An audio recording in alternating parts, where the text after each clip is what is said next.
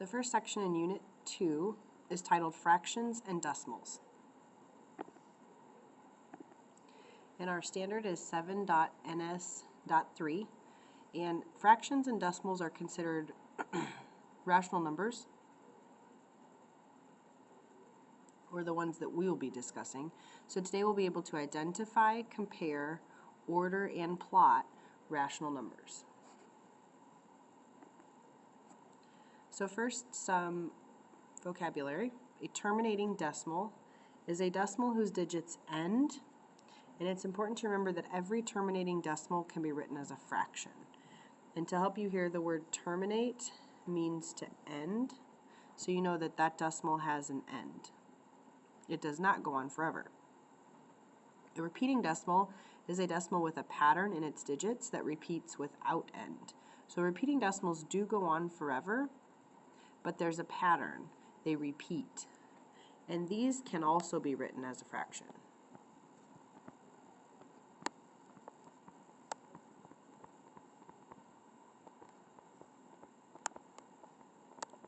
That's not something we hit in today's lesson, but is important to know. Finally, the bar notation, that's the bar or the line that's replaced over any digit or digits that repeat in a repeating decimal. So first let's look at some examples where we're kind of moving between fractions and decimals. So let's learn how to first write a fraction as a decimal, as a terminating decimal. And what you want to remember here is to tip and divide.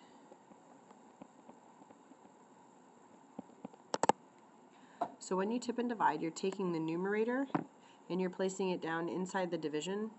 So 8 into 7. So the 7 goes inside the box, the 8 goes on the outside. So you're asking yourself, how many times does 8 go into 7? Well, 8 doesn't go into 7, so we need to put a decimal place and start adding zeros. Again, your decimal is going to go straight above, and I also would like you to get in the habit of writing decimals with a leading 0. So we're going to put that 0 out in front. So now you're asking yourself, how many times does 8 go into 70? 8 times 8 is 64, and 70 minus 64 is 6. So we're going to add a 0 and bring that down. We're going to continue this pattern until we have a remainder of 0, because this should be a terminating decimal. 8 goes into 67 times. 7 times 8 is 56. When we subtract, we get 4. We need to bring down another 0. 8 goes into 45 times. 5 times 8 is 40. And now when you subtract, we get our remainder 0. So 7/8 is the same as 0.875. And again, please get in the habit of writing that leading 0 in front of the decimal. It helps me see the decimal place better when you're writing your answers. Now let's write 4/5 as a terminating decimal. So 4/5, again, we want to tip and divide. So you're trying to find out how many times does 5 go into 4. 5 doesn't go into 4, so we need our decimal and a 0. Again, we bring the decimal point straight up, and we're going to put a leading 0 out in front. I kind of call that leading 0, it's almost like a placeholder as well. So 5 goes into 40. 8 times 5 is 40. And when you subtract, there's your remainder 0. So 4/5 as a decimal is 0.8. Some of you may have known that ahead of time. We are showing our work though, so we are going to show how to tip and divide on all of these examples. Now we have a fraction 5/12, and we're asked to write it as a repeating decimal. So now we're told that there's going to be some sort of pattern in the digits that we're going to have to figure out. So again, we're still tipping and dividing, and we're checking how many times does 12 go into 5 to start. 12 does not go into 5, but 12 does go into 50. 12 goes into 54 times. 4 times 12 is 48. When we subtract, we get 2.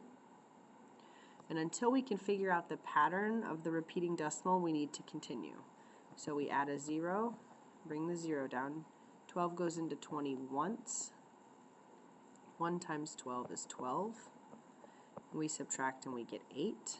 So we're going to add another 0 and bring that down. 12 goes into 80. Let's see, 12 times 6, 12 times 7 is 84. So 12 times 6, that's 72. And when we subtract, we get 8 again. So this may be our repeat. Bring down the 0. Yep, 12 goes into 8 again 6 times. If we continue that pattern, we'll keep getting a remainder of 8. So you can see that the part of the decimal that repeats are going to be the 6's. So 5/12 as a repeating decimal is 0.416 with the bar just over the 6 because that's the digit that repeats. You're more than welcome to write more than 1 6, but because the 6 repeats, you only need to write once. So 0.416 repeating.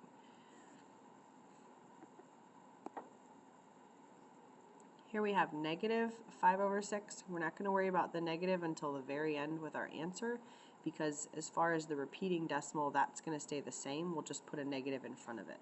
So again, we want to tip and divide. 6 into 5. 6 doesn't go into 5. 6 goes into 59 8 times. 6 times 8 is 48.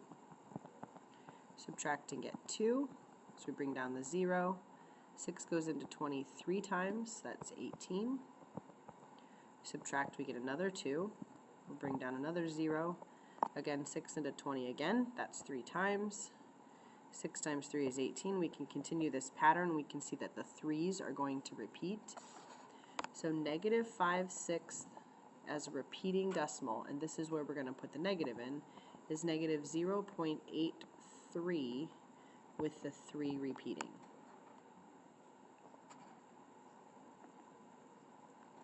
So now let's compare fractions and decimals. We're going to use less than, greater than, or equal to. So we have 1/4 and we're comparing it to 0.2. The easiest thing to do here is to either put them both in fraction form and compare them or put them both in a decimal form. I think it's easier to put them both in decimal forms, particularly because several of us may know the fraction already in the decimal. 1/4 is 0.25. If you weren't aware of that, you could tip and divide, but 0.25 or 1/4 is greater than 0.2. Now in the next example, you may or may not know these fractions and decimals. I do know 6/9. That actually reduces if you divide the top and the bottom by 3. That becomes a -2/3, and that's -0.6 repeating. I'm not sure about 5/8, so that one I need to tip and divide. So we're going to do 8 into 5. 8 doesn't go into 5, but 8 goes into 50. 8 goes into 50 6 times, and that's 48. We subtract and we get 2. We bring down the 0.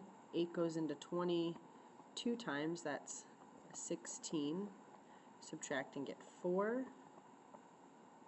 8 goes into 45 times, and there's our remainder 0. So 5/8, or in this example, -5/8, is the same as -0.625. And we need to be careful here because we're dealing with negatives. So remember that when you're talking about negatives, the digit itself, if the digit is smaller, that's actually the bigger number. So -0.625 is actually greater than -0.6 repeating. And if we looked at a number line, if we have 0 and here's -1, this would be 0.5 negative.